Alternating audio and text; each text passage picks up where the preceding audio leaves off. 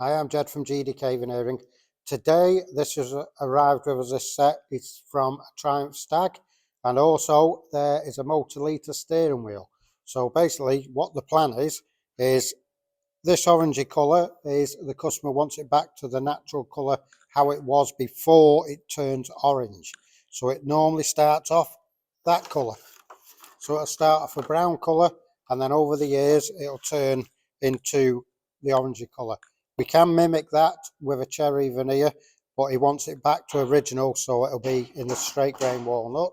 So these are all the sets. Also, you notice that there's a hole there that shouldn't be there. That was for an overdrive switch, whereas that's now being removed, being blanked off, and it's being veneered over.